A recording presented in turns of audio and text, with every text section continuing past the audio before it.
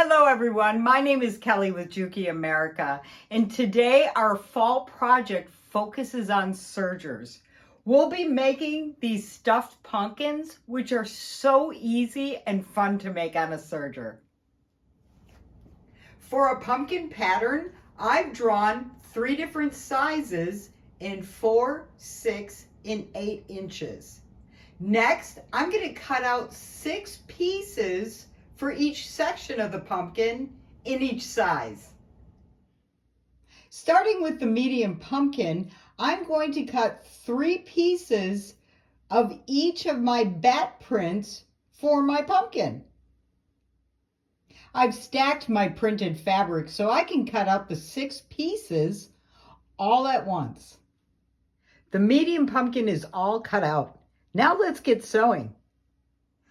Next, I'm going to sew the pieces together, alternating the printed fabric on my serger. I am using a 3-thread left needle 1/4 inch seam. I'm also using the curve foot on my MO3000. The curve foot is available for most JUKI air thread sergers, and it makes sewing around curves simple and easy.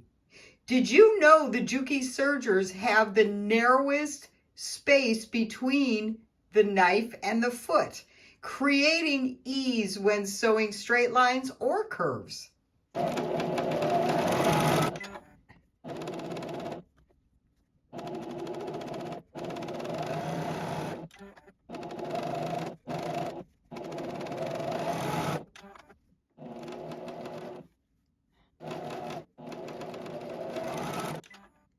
All the sections of the pumpkin have been sewn together.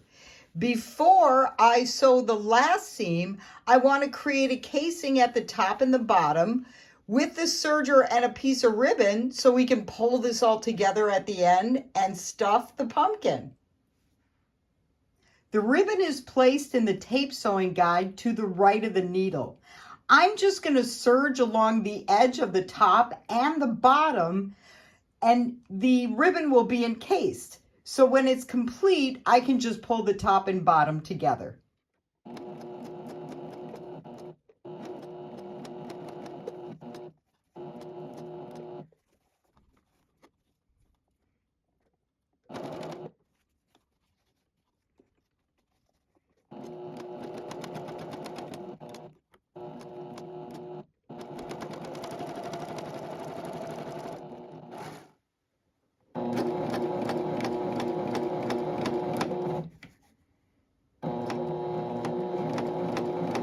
As I sew the casing, I'm making sure I'm keeping the ribbon to the right so it gets sewn inside that stitch.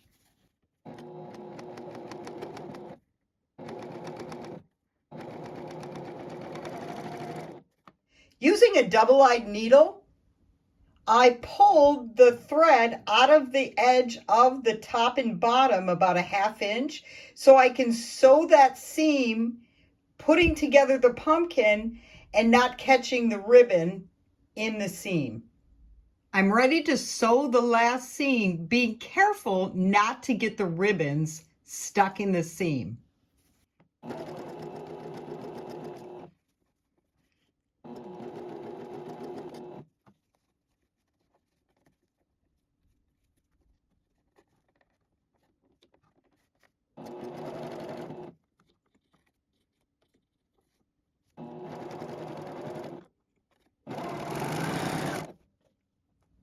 I've turned the pumpkin right side out.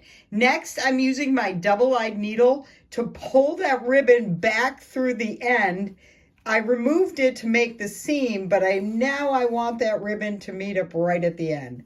So that double-eyed needle enables me to get it back. Perfect. The bottom pumpkin is larger than the top. So I'm going to take these ribbons, tighten the bottom, and then knot the ribbons. Next, we will stuff the pumpkin from the top.